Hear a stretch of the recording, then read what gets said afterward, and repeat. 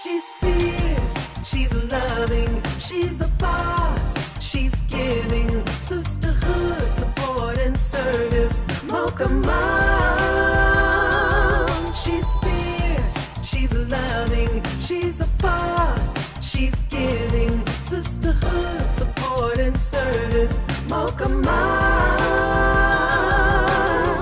She is, yeah. She is Mocha Mom.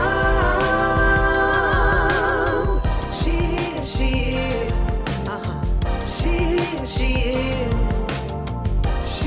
she is Mocha Mom.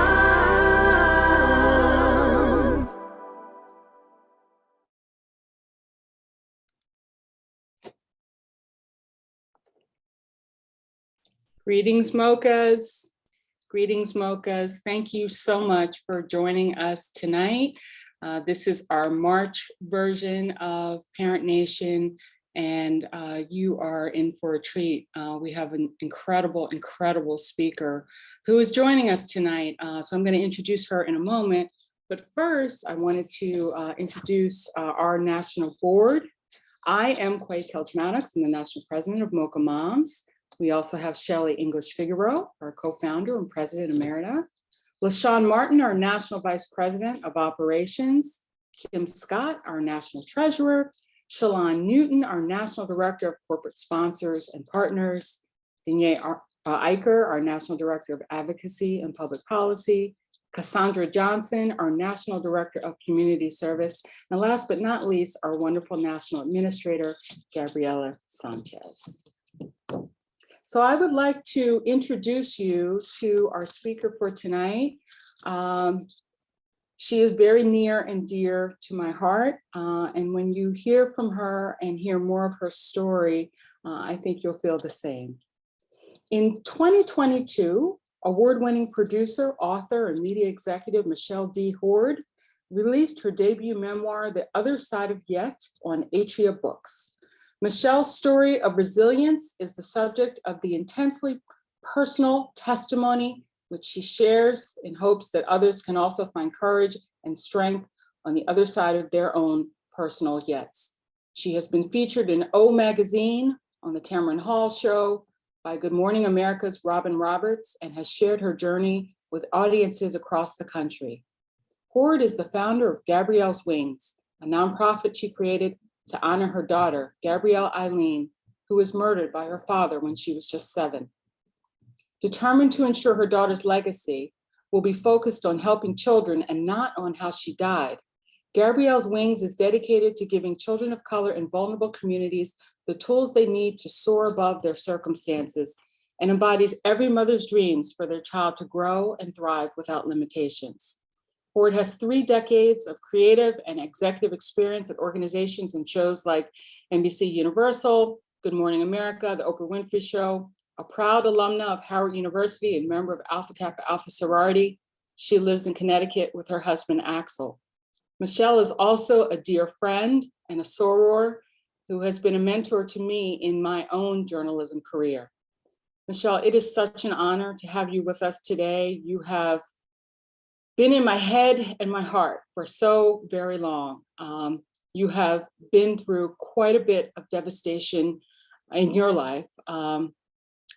I remember the unimaginable devastation that you experienced in 2017. I was one of hundreds who attended Gabrielle's funeral. And I was surprised at first to hear that you were going to speak at your daughter's funeral. I think I expected that I was going to see someone who was withering and hiding and afraid to speak. But instead, I saw exactly the opposite. I saw a woman who had chosen to stand in her own power. I saw a fierce warrior in a warrior pose. And it moved me so, everything that you said at your daughter's funeral. And I knew that you had found your hope and your greater purpose. So for the benefit of those who are here today, can you share a little bit about your story and talk to us about the reasons for writing your book, The Other Side of Yet? Absolutely. First of all, it's a pleasure to be here. I appreciate everyone joining us tonight, and I hope there's a little something that everyone can walk away with. So as was mentioned in my bio and the setup to the book, um, I was married in my mid-30s. I married someone who I'd known my entire adult life, who was my brother's RA in college, so I'd known him since I was in my early 20s. You know, a good friend.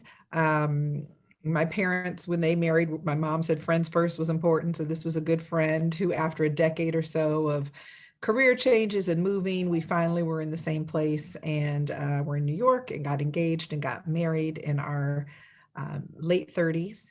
And I gave birth to our daughter, Gabrielle, in 2009, after really hearing for my entire adult life and young adult life that being able to have a child was going to be difficult for me. So she felt like a miracle baby. And as some of us do when we get to crossroads in our relationships, I realized at one point, after lots of counseling and prayer and counsel, that my marriage was at a point where I needed to part ways. I asked my husband for a divorce. Um, and, you know, the person I thought I knew disappeared. And it was very contentious. I moved out of the house just to ensure Gabrielle was not exposed to friction on a regular basis. And on June 5th of 2017, he agreed to sign the papers so that we could move forward after 7 months of back and forth and back and forth. And so as we were leaving the place where we went to sign the papers with the notary, he said, "I'm sorry for everything that's happened the last several months." And I said to him, you know, all that matters is Gabrielle, that we co-parent, we love this little girl. We were friends first. That's all that really matters. And I went home and slept peacefully for the first time in quite some time. And he went home where our daughter was staying that evening, and he murdered our daughter. And there, I have probably said that a million times in the past 4.5 years. It's still unbelievable. I feel each time compelled to say that there was no violence in the home, there was no threats, there were no signs. And I went to work the next day thinking my daughter was in school, and received a call from her caregiver um, in the afternoon that was just the worst nightmare anyone could ever imagine receiving, that she had basically walked into a crime scene. And so what I began to do immediately was to journal. I'd worked as a journalist for most of my career. I'd written my whole life. And at that point, writing felt like air, oxygen, just to try to somehow get out of my body what I was trying to process and experience. And over the years, as I know we'll talk about, it led to me writing this book. Tell us a little bit about the trial. What was the outcome of the trial, and how did you handle that? So, you know, one of the first things I will say is trials. So, for instance, I am still in court. I was sued by the Condo Board Association where we lived for a house that wasn't in my name because they're looking for money. I'm still fighting that. Even though he did what he did, it took me 2+ years just to get divorced from someone who's incarcerated. And the actual criminal trial, which originally I was told would happen within months, took more than 2 years for the criminal trial to come to fruition. And because of the laws in the state of New York, first-degree murder is reserved for things that are considered an act of terrorism or against law enforcement. And so this was a second-degree murder charge, which at some point in my journey, I will take up with the state of New York. Our children are as important as law enforcement, and I would say this was an Absolutely. act of terror. So, you know, from the beginning, there was this feeling of of not being heard or seen. And this is, one of the things in all of this was I started my career at America's Most Wanted, worked in television, as an educated person who may not have a ton of resources, but we know people, we have our friends, our sorors, our girlfriends, just the complete red tape crazy that the legal system is. I can't imagine what it would be like to be a mother in my position without education, without resources, without connections, because So it you really, have covered stories like this. absolutely, absolutely. My first job at America's Most Wanted was covering missing children's stories. Um, and so I traveled around the country. A lot of those, the big kidnapping cases in the 90s that we all remember splashed over People magazine and on all the news magazines. I covered those stories. I was in those homes with those parents. And because I was at America's Most Wanted with John Walsh, there was a feeling of connection and intimacy that a lot of times they did not have with, MSNBC, CNN, whomever would have been on the scene at the time. So I was literally in the space with them. So I had spent many, many hours on the other side of this story in various forms.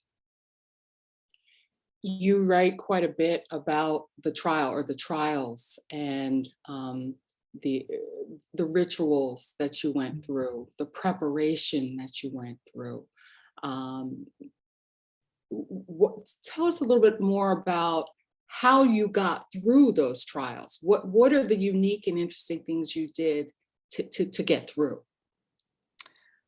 Well, I think whether it's literal trials or figurative trials, survival comes in all forms. And I think one of the most important messages I try to bring out in the book is that surviving looks different every day. It looks different for every person. And to really be honest with yourself and clear in your mind and spirit and body about what surviving means for you today. So today, surviving meant that I was able to come, show up, be here with you guys this evening. Surviving some days is not being able to get out of bed, and that's okay too. So I think giving yourself grace, even as you prepare for battle, literal and figurative battle, is incredibly important. I created rituals. I wrote every morning. I prayed every morning.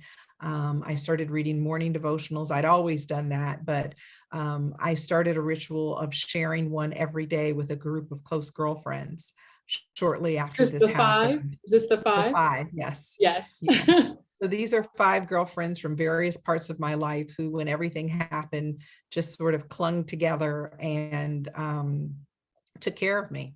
And, there you can imagine, or perhaps not, just all of the various loose ends and intricacies of, literally a house that was a crime scene where I had belongings and I had to find somewhere to live, to dealing with Child Protective Services that wanted to find out everything about my child to ensure I had done what I was supposed to do as a mother, to all of forget the grief and the pain and the horror of it all. So the 5, I joke, I still have them in my phone as 5 the hard way, were always there and are still there for me, sister friends. And I would send them a devotional every morning. I still do. And it was like a homework assignment for myself. And, sometimes even if we don't feel something, we speak it, right? It's as if we were trying to speak it into existence. So I would sometimes send things about hope. I would send things about, just inspirational things that I would find, bearing our crosses. And while I believed them intellectually, I didn't always feel them. But I felt like if I continued to walk and speak it, eventually they would connect. And thankfully, they have. What was the outcome of the trial, the ultimate outcome of the trial? So for the murder trial, the ultimate outcome was he was convicted of second-degree murder, and is currently serving 25 years to life. I spoke at the sentencing for the victim impact statement, and many of Gabrielle's friends and families of friends wrote letters to the judge, sent pictures and letters about her to the judge, which he spoke of at the sentencing as well. But when you speak about the trial and preparation, I have a consulting company now that I call Hope Warrior, and I really did have to evolve into a warrior. You know, what it took from literally being in a physical space with this person that I once knew, hearing his voice, seeing him, getting on a witness stand, having a shabby two-bit public defender throw things my way as if suggesting that perhaps I was complicit or that, you know, something else was going on other than what happened. You know, there were rituals from my playlist, which included everything from, you know, James Cleveland to NWA. I mean, you know, you need it all sometimes. Right, right. Yeah, yeah, yeah. To a weekly prayer call that would happen every Sunday night for a few years. That was just this beautiful expression of people all over the country from all different parts of my life that would get together and pray together Sunday evenings. So I felt like I was equipped and trying to equip myself in every way possible for the unknown. And at every step along the way, when I thought I understood where things were, you know, things would change. So Tell us about Gabrielle. Tell us about what life was like before this tragedy. So my little girl was the light of my life. And she was bubbly, she was effervescent, she was fun, she was funny. She loved to make people laugh. She was very artistic. She loved art. She loved singing and dancing. She was a little bossy, which mommy has to take some credit for being a producer. She liked, you know, she would do these art lessons, as she called them, which you were drafted into doing the art lesson with her. And she was very clear that she was the teacher and you were the student. But the thing that I knew, but was so touched to hear after I lost her from so many children and their families, was that she was incredibly kind, and that she would go and grab a child off the buddy bench who didn't have anyone to play with. And that she was, you know, a friend to children who didn't have friends. And that for a 7-year-old, you know, second graders don't come home from school and say, mommy, I, you know, made this bully stop bothering someone today, right? So to have children as second graders be so expressive about her kindness and her inclusiveness is probably the greatest gift I've received since her passing. What did you learn from her? What did motherhood teach you? You know, I think being the mother of a daughter, there's all of your stuff, right? That there's the stuff you want to instill, and there's the stuff you don't want to instill, right? There's the mistakes you made you want to correct. I think one of the most important lessons that she taught me, and that she's still teaching me, is what I tried to teach her, which was to be unapologetically brave in herself, to be comfortable in her own skin, to go for it, whatever that meant. And as I would say it to her, as we moms sometimes do, it was do as I say, not as I do, right? Like I encouraged her to be that bold, brave, courageous, and at the same time was like, what are they thinking of me? What's going to happen? What? So I have heard her voice to me over the years, encouraging me in the way that I would encourage her, which is a tremendous blessing. So I think her love for life, her kindness, but her just boldness and just passion for living and doing and loving are things that I admired so much and try to hold on to. How have you used your sisterhood, and you have sisters everywhere in many, many forms? How have you used your sisterhood to help you get through the grief, survive the grief? How has your sister circle supported you? And you talk a lot about that in the book, because support came in many different ways for you. Absolutely. Well, you know, it's such a tremendous blessing going to an HBCU, you know, organization. Yes, HU, yes. Whether it's sorority or mother organizations like a Mocha Mom or a Jack and Jill, or, college or work, there are all of these different circles that we have, right? And when it hits the fan, you really find out just how powerful they are. And just how people will link arms and move in mass on your behalf. There are people that I know and churches of sorors and sorors mothers who have been praying for me for almost 5 years, who I'll never meet, and so just the power, not of my own circles, but just the ripple effect out as people learned this story and stood with me, was just incredibly powerful. At the trial, I'm sure most of you are familiar with Sign Up Genius. We use Sign Up Genius for people to sign up to sit in the trial because I wanted to ensure the courtroom was packed every single day. And so people have said to me, just as recently as a couple of weeks ago, I had someone who was interviewing me say, I was there during the trial. I signed up, and I was shocked. But that just tells you, friends of friends of friends who just wanted to do what they could to stand in the gap. So I was tremendously blessed by that. And also, which I think is important when we're going through things, I think we sometimes think we know who will be there. Right. And you'll find at times and have to give grace sometimes to those who can't. And so some of my mommy friends who I was close to, PTA moms, were not the ones that could really be there because of how close they were, because of the trauma their own children were experiencing, that they were experiencing.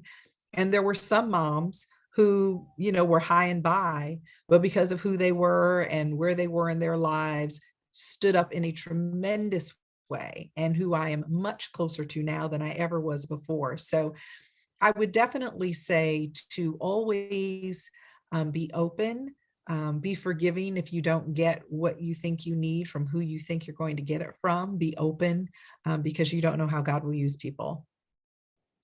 Let's talk about the title of your book, The Other Side of Yet. It is such a powerful title, and I know there's a lot of meaning behind it. You write quite a bit about yet, what yet means. And so I'm wondering if you can talk a little bit about that. And I think there's an excerpt that you might want to read about Yes. that. So before I get to the excerpt, as I was being driven away from the crime scene on June 6, 2017, the first thing that popped into my head was the verse in Job, though he slay me, yet do I trust him. And I remember literally going on my phone to Google it because I wanted to make sure I had it right. And, it became almost like a battle cry. That first night, I remember friends sitting around a table holding hands and me saying it over and over. And it's the last thing I said in her eulogy at the funeral. Yes. And the book is all about this universal before. We all, thank goodness most people will not have the type of experience that I had, but we all have befores, right? Whether it's in marriages or careers or health or family, we grieve and lose things in our lives or people or dreams. And there's a before where things were the way they were and they won't be like that again. And so where the book picks up that yet is that yet can be that pivot point where, yes, those things are true. Perhaps I had control, perhaps I didn't. Yet I can still have a future. So I'll share just a little bit, if I may, from the introduction that speaks to that a bit. And I'm gonna put on my reading glasses because I try to fool myself, but at this time of night, I just have to give it up. I do not know where the dance you may have choreographed for yourself looks like. I do not know if everything is going to plan or if everything is going to hell. And yet there is another dance to learn, a different one, unlike any you may have rehearsed. This book is about what happens when the choreography falls apart and you need to create a new dance altogether. I know what it means to need a new path, even when you don't want one, even when the one you were on seemed perfect. I'm here to testify that even the most broken lives and dreams have the potential to begin to rebuild. to be reimagined, to begin again. In grammar, yet is a conjunction. It is not a natural continuation like and. Yet is a pause before a term. We can't assume anything but what will come after our yet. There's an audaciousness to it. Unlike but, there's hope embedded in yet. It's saying, prepare yourself, have hope. There's something different on the way. That shift is the very essence of embracing yet as an act of faith. Wow. So the book, which is divided into before, yet, and after, talks about how do we get from whatever that event is on the before side of yet to that other side to try to rebuild our lives. It's so powerful. It's so powerful the way that you have laid it out. The book of Job, chapter 13, verse 15, was a verse in the Bible that you found yourself turning to in the middle of the darkness. Talk to us a little bit about that verse, what it means, how it comforted you, and how it came to be incorporated in the title. Yes. So, as I mentioned, it came to me immediately, that piece of the verse, even as I was leaving the crime scene that day. And as I started my morning rituals of writing and praying and reading devotionals every day, the next day I started reading the entire book of Job. And I certainly would not compare myself to Job by any stretch of the imagination, but it felt like the only earthly example that I could think of everything going away, of everything going away, and it not being this person's fault, it not being of something they did, but that his life was literally burned to the ground, that his own wife said to curse God and die.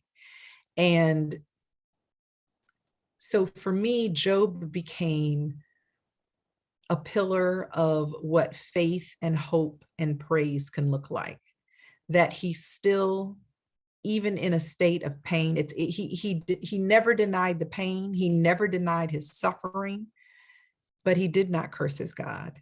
He still believed in his God. He still trusted in his God. And so I tried to use that as a blueprint as I began my journey. So let's hope is a recurring theme throughout the entire book. So let's just talk a little bit about hope.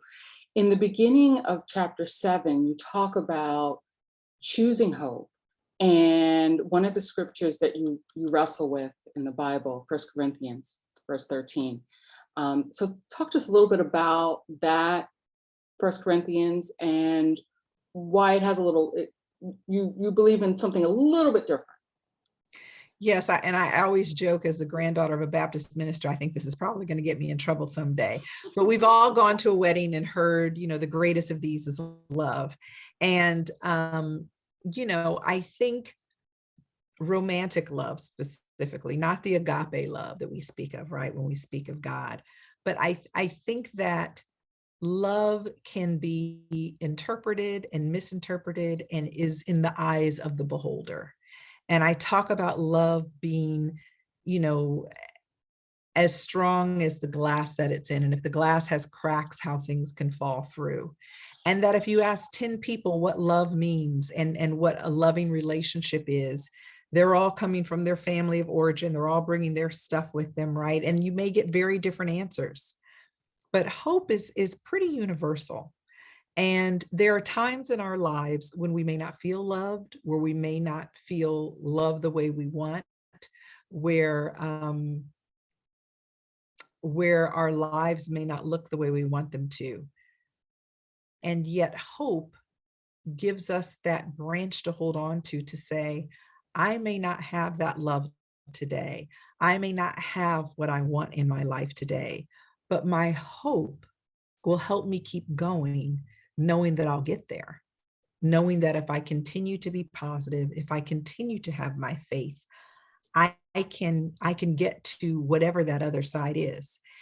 And hope you don't even have to know where you're going. I have a picture in my office of this woman who's blindfolded, walking off of a cliff over water turbulent seas. And there's this outline of a hand that she hasn't quite reached. And I think all of us have those moments in our lives, where we just cling to a faith without knowing, faith is the substance of things hoped for, right? The evidence of things unseen. We see that in Hebrews.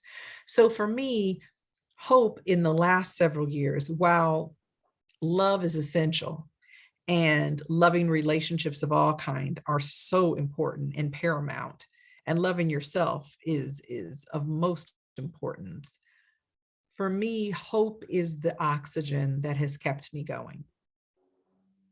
Yeah, it's something to hold on to. I mean, Yes. you can hold on to that forever. Yes. Yes. Absolutely. I think one of the questions that you say a lot of people ask you is, how did you get through writing this book? How did you relive this? How did you get through writing it?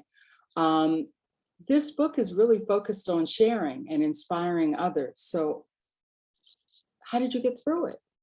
It was not easy. Yeah. It was not easy. I've always written. I've always loved writing. This is not a book anyone would ever want to write. As I said, started just journal entries and writing poetry, which is something I'd done most of my life, and sharing those with friends just as a part of my grieving process, and had people tell me how inspired they were by it.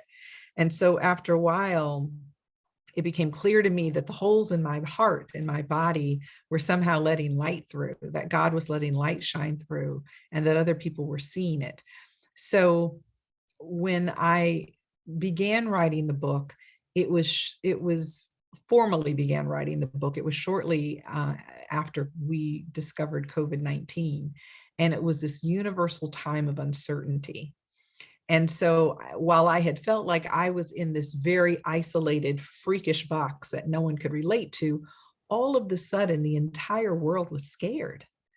The entire world, in a different way than my perhaps personal experience, knew what it was for things to look like you never could have imagined. And that when this becomes possible, what else can be possible? And so it inspired me to start to share my journey in hopes that it could inspire other people who were also wrestling with a before that was gone, and we're trying to figure out in the ashes how to try to create something new. What can those who don't know this kind of grief learn from your book? We were talking earlier about, I mean, this kind of ties a little bit into COVID, but it also ties into just life and the things that we experience in our lives. What can they take from it? Yeah, I can't imagine there's anyone who's old enough to be on this call who hasn't at some point, if not several times, said, this is not what my life was going to look like. This isn't what I imagined. This isn't on my damn vision board. This isn't what Oprah promised me 15 years ago on that show. Levity is important. But in all seriousness, we all have these intersections, personally, professionally, where things are not as we would have imagined or as we would want. And it can range from disappointment to disillusionment to just feeling like the end of your life as you know it. And so because that when you get in your 30s and 40s and 50s is such a universality, right? Like we all have those moments. This is really about, how do you decide what to take with you from that space of ashes? What are you going to take with you? What's valuable to take with you? What are you leaving behind? How do you move forward? And how do you move forward with a hope that says, I don't know where I'm even going yet, but I'm walking. And I'm walking in faith that I will arrive somewhere, and that when I get there, I'll know I'm there. And so hopefully people will find practical tools and steps for those journeys in the book. You know, one of our reasons for hope is the village that surrounds us. Mm-hmm. So in chapter 23, you talk about finding your army. And it's one of the big things that we talk about in Mocha Moms. It's one of the reasons why many moms join Mocha Moms, because they want to find their army. They want to find their village, and they know how powerful and supportive their village is.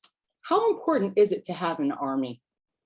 And to find them, and especially when it feels like everybody is busy and stretched to capacity, how important is it to have that village around you?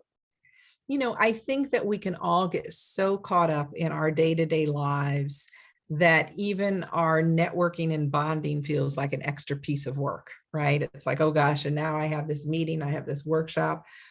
But, that investment pays off. It pays off. And I'm sure there are people on this call who've dealt with, a death of a spouse or of a parent, or illness, who have found women that just rallied around them. So I think it's incredibly crucial. The word army came from my husband, actually. I remarried recently.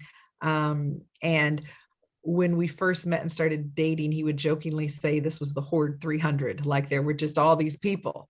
But what it was this common denominator of people, white, black, different backgrounds, from work, from school, from sororities, who had this common denominator of just love, of just wanting to do what they could, of having their own visceral reaction to just the horror and nightmare of what happened, and who were rooting me on. So, I think your investment in those networks, in those organizations, in those relationships pays off.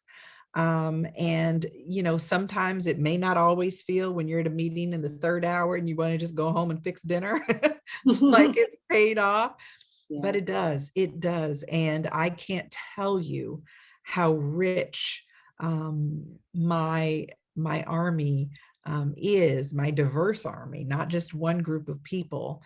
And I'm blessed for it. And I think in part it's because of, hopefully, how I chose to engage with them before all this happened. How do you get past the pride and the self-sufficiency to be vulnerable enough to reach out and ask for help? Sometimes that's so difficult. It is, I will tell you, in some ways, given the extreme nature of what I was dealing with, I didn't have a choice. I didn't ask for my business to be on television or in the newspapers, or, I, so, there are those nuanced moments where we do have a choice. And I would encourage people to be vulnerable. Um, I felt at some point like my life, that my survival required me to hold on to anyone that was strong enough to help hold me up. Mhm. Um, but what I'll say is that, as I've shared this story over the years in churches and with friends, and now even in this book, I've had so many women share personal stories with me, not stories like my story necessarily, but They just we feel all connected to you. they feel connected. Yeah. And for anyone that has not been through a divorce, you cannot imagine how horrific it can be. Now, obviously, thank God most don't end the way mine did, but a lot of them are just completely shattering and life-changing. And I've had so many women share that with me. So, I think of vulnerability as a gift. Vulnerability is as difficult and naked, literally, as you can feel, is a gift to people you love, people who want to be there for you, who want to help you. And I think as Black women, sometimes we have that superwoman mode, and we want to make sure that we present a certain way. And I would say two things. One, the way you behave teaches your children how to behave, especially your daughters, Absolutely. women, Absolutely. and how to emote and how to share or not. And secondly, you can look at all the statistics about health and how dangerous it is, literally, for us to hold those things inside and try to play this I can conquer all mode. So it is of paramount importance to have the courage and bravery to be vulnerable. And I think you'll find people are grateful that you entrust that with them, and probably will reciprocate. Let's talk a little bit about returning to your roots, how you turn to your ancestors, and in particular, your mother and the lessons that you learned from your mother to guide you. Yes, so I lost my mother suddenly of a cerebral aneurysm when she was 50 and I was 24. And at the time, her mother was dying of cancer that had spread to her brain. So when my father first called me to tell me about my mom. I thought he meant my grandmother. Um, and what I was just speaking of in terms of vulnerability, I think so much of my mother, I started to study about cerebral aneurysms after she passed. And my mother was one who, did not crack, did not, you just did not see, she was going to have a stiff upper lip, and you keep your business to yourself and you don't let folks know what's going on. And while I respect pieces of that, part of the lessons she taught me were what not to do, and how important it was for me in my grieving process of her and her mother, and then my daughter, to speak my truth, to say it out loud, that there was no shame in being like Job and renting my clothes and beating my head and saying, this is overwhelming, that in fact, that vulnerability attracts people to you. What isn't approachable is the stone-faced, right?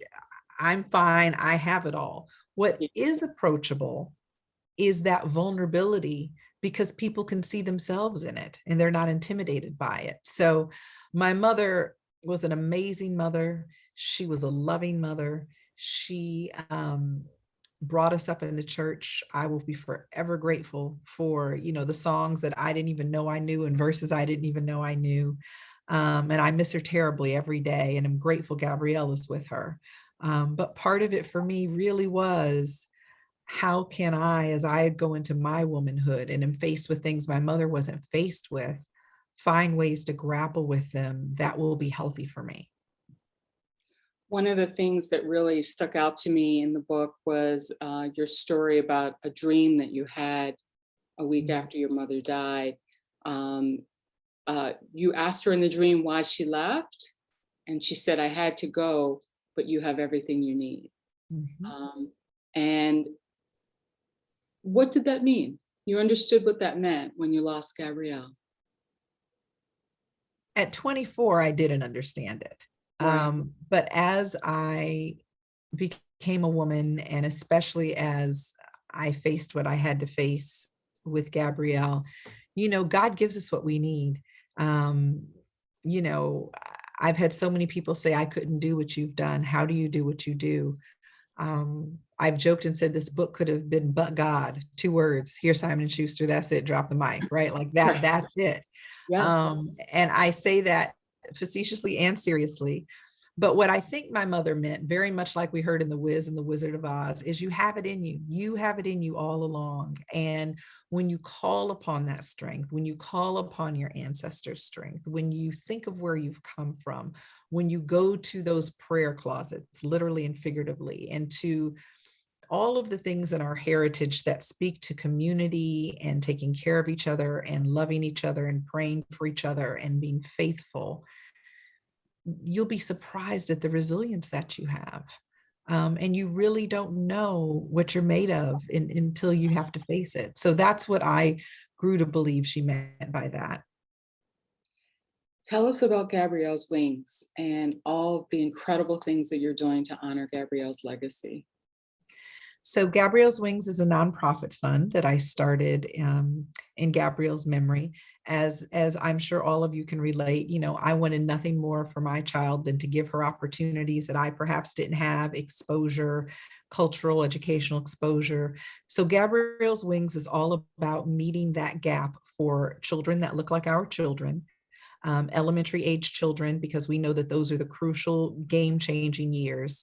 And it is focused on providing educational and cultural enrichment opportunities. And so we have various projects. Behind me in my screensaver is Gabrielle's Playground, which is a playground, a $250,000 playground that was constructed in the front of her school, that was built with mechanisms for children of all various physical, emotional abilities. We have several, what we call Gabrielle's Corners, that have different collections of technology. We have one in Cape Town that has Wi-Fi, computers, iPads, where they did not exist before, which became of paramount importance once COVID hit and children needed literally somewhere to do their work. We have one focused on inclusion and kindness in New Rochelle, New York. So our focus is to find things, whether it's swimming lessons for Black kids because Black kids drown 4 times as much as their white counterparts, or books about inclusion, or experiences that will be those things that narrow the gap. Those are the sorts of activities that Gabrielle's Wings looks to engage in. And so far, we have a presence on 3 continents and have had the opportunity to reach more than 10,000 children. That's amazing. And it continues to grow, and it's so Yes. inspiring. Let's talk a little bit about your yet. What does your life look like now? And what's next? So I gave it away a little bit a few minutes ago. You did. but- And I saw him the other day at that event. Yes, yes. You know, we never know how God is going to work. And in a million years, getting married again, trusting again, was not in the realm of reality for me yet. After the trial, I had spent a great deal of time in the Bahamas most of my adult life, had a timeshare there, took my daughter there. So it was my happy place. It was a place where I thought of her, remembered her. And I met my now husband there in the Bahamas in fall of 2019. Was not looking. And, you know, it is just amazing how God works. And so we met shortly before COVID, and I've joked, I think COVID either created or destroyed a whole lot of relationships, right? Like that was a moment of truth for a whole lot of folks. And, you know, the things I'm so grateful for, his name is Axel, is that he is a man of God, that we pray together every day, and that it has been of paramount importance to him to get to know Gabrielle, to know stories about her. Early on, he said, you know, I hope this isn't strange, but I would love to have a picture of the 2 of you that I could put on my nightstand.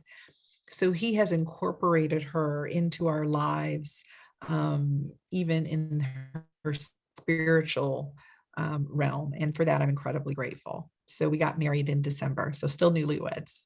And Barbara is a part of your lives as well. Yes. Talk about Barbara. Yes. So Barbara was Gabrielle's little dolly security blanket. I have her right here.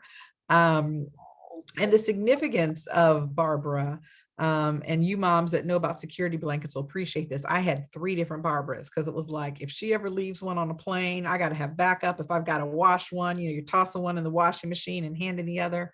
So when I left the house, I had a Barbara with me where I was staying, and there was a Barbara in the family home. And because of what happened, I lost most of her things in the family home because they became evidence. So this doll became one of the few physical manifestations of something that was closer to her than anything other than me, quite frankly. And so I've kept this doll close to me.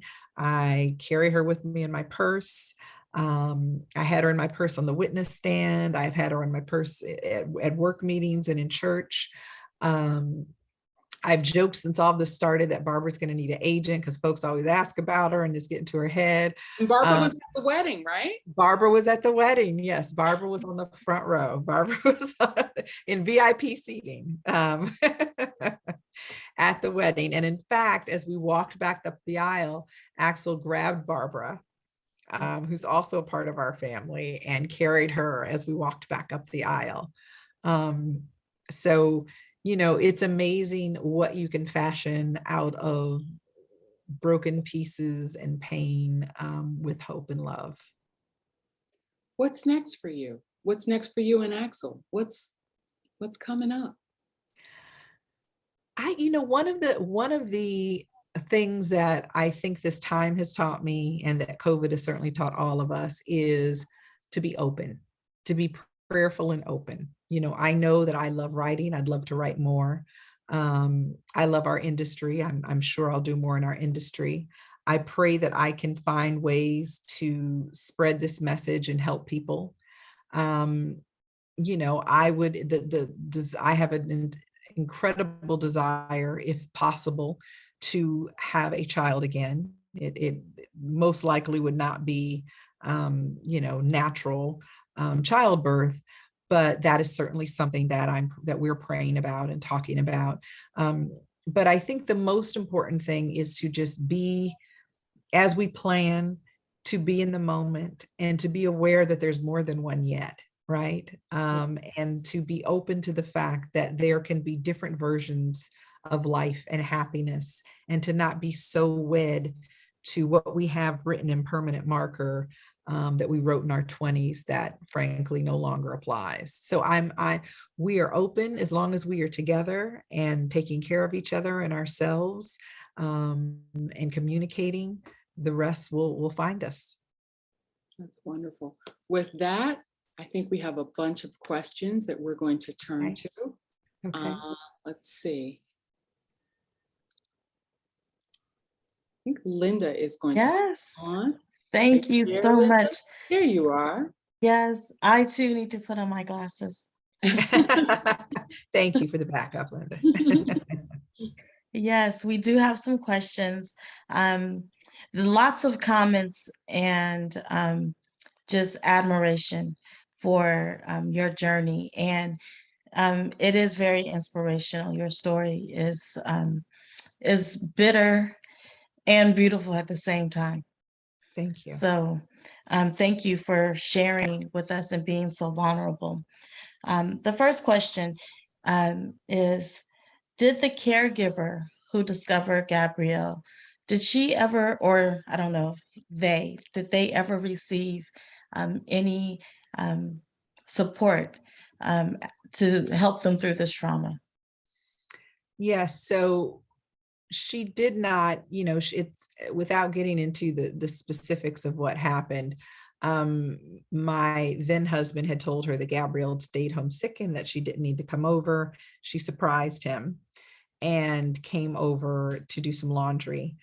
And she is a deacon at our church, and someone who I was very close to before and am still close to, and am grateful that she has had the loving support of our pastor and the church, and trauma counseling. She had to testify at the trial as well.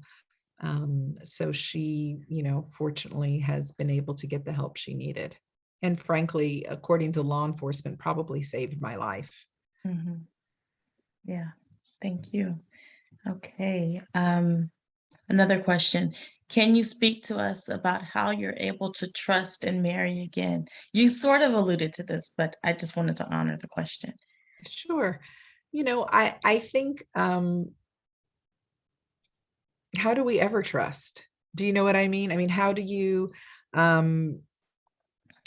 it's a leap of faith. It's a leap of faith. And, one of the things that's so important to me is that while I am incredibly grateful to have found Axel and to be in a loving marriage, that is not the end of the story. That is not where my healing began. My healing was happening and my strength was gathering, so that when I met someone who was also healing and working on his self, we were able to connect. This is not Disney. Do you know what I mean? So I say that to say, you can imagine a lot of difficult, tough, raw conversations, Christian counseling, professional counseling, that it has been of paramount importance for our relationship to have extreme honesty, extreme transparency, because of not only what I've faced, but what it means to be married to someone that's faced what I faced. So, I think every day we get to choose. Every day we get to choose. And every day I'm choosing to hope and to listen for God's voice, until I hear something differently.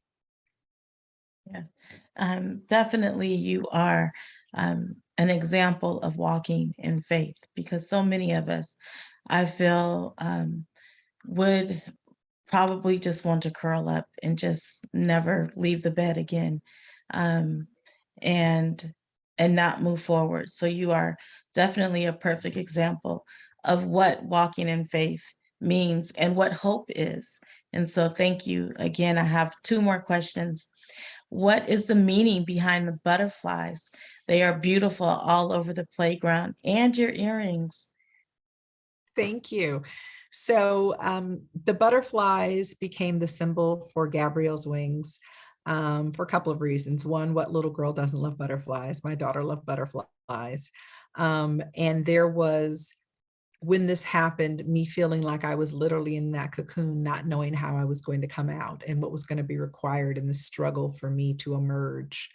But most importantly, from an organization perspective, there's the chaos theory, which is also known as the butterfly effect, which says that one small action can have a huge result. So that the flutter of a butterfly wing in one part of the world could literally shift things in another part of the world. And so that philosophically is what we're trying to do with Gabrielle's wings. Beautiful. I too have a fondness for butterflies. They represent the growth and development of my three daughters. So I resonate with that also. One other question. Why does law enforcement say that the caregiver probably saved your life? Because the plan was for me to come over to the house when I got off of work that day and to sit down with my husband and Gabrielle and to talk about next steps. And when I went to work that day, I understood that my child was in school, and that was my plan. And so by her going over there a couple of hours early and surprising him and walking into the scene that she walked into and alerting law enforcement, obviously I did not walk into that scenario. Yeah, that's what I thought. Like, if the timing, if you had been there, um, Lord knows what would have happened. So thank God for that caregiver for being in the place where God wanted her to be at that moment. I do have, if we have time, I do have maybe one more question. Mhm. If it's okay to ask, has your ex-husband's family, friends, or colleagues been involved with helping with Gabrielle's wings? So up until the time of the sentencing, I had to have very limited, I have an order of protection. And I had to have a PO box, so my personal security was at stake, and we did not know who may or may not be in touch with him. Since that time, I have reconnected with his mother, who was a wonderful grandmother to Gabrielle and who was like a second mother to me. And so part of my healing has been reconnecting with this woman who literally lost everything. What I can't imagine is my child doing this to my only grandchild, right? So I have reconnected with her. And that's been part of the reconciliation piece for me. And she is very, very much involved from a donation standpoint with Gabrielle's Wings, and incredibly, incredibly supportive. That's wonderful. That's wonderful. So how can we support Gabrielle's Wings? What do you need from us? We want to be part of the 5. Maybe we're the 500. Listen, we will take all the 5s we can get. So for starters, our website is gabrielleswings.org. And you can donate on the website. We are also looking for partners. One of the things that, we have a relationship now with the YMCA of Greater Seattle, and we've done some things with Jack and Jill in the past. I would love to do some projects that we could scale nationally with organizations like Mocha Moms. So I think there are certainly, when you look at the crossover of the work and interests that you guys have and the work that we're doing, I'm sure there are lots of possibilities. So I would love to talk about what that could look like. Michelle, we will talk about that for sure. Yeah. Absolutely talk about that. You're absolutely right. All right. Well, we are getting to the end and we want to honor everyone's time. I have a raffle, well, not a raffle. We have a we have a book to gift. I don't want to say like Oprah, you get a car, you get a car. So for the person who was the first to register for this event will receive a copy of Michelle's book. And that person is Mocha Erica Brody. Yay! So Yay. Mocha Erica, the the book, a copy of the book will be mailed to your home. I think Quay has it, right?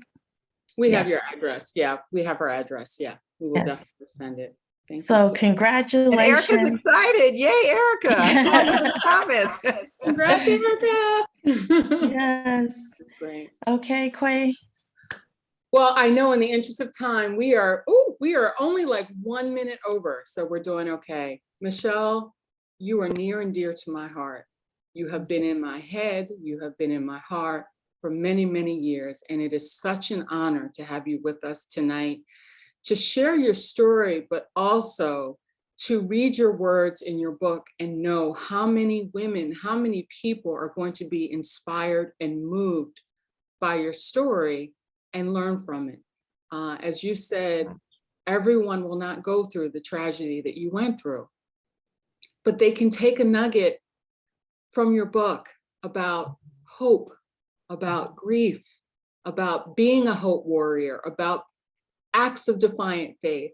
So we thank you so much for writing this book. We thank you for being strong and bold and stepping forward in the light and sharing your story and helping others. Thank you so much, Michelle. It's such an honor to have you with us. Thank you. Thank you. And one last word, because I wouldn't do what I'm supposed to do if I didn't do this. I would love for you each to buy the book, to share the book. There is something in it for everyone. You know, so let's support Black art and Black authors. Yes. For whatever it's worth, if you like a sale, it's on sale on Amazon right now, but I'm a big proponent of local bookstores. But please buy a copy. I've had people who've bought multiple copies to give to family members and friends. So I pray that you will find something inspiring in it for yourself and to share.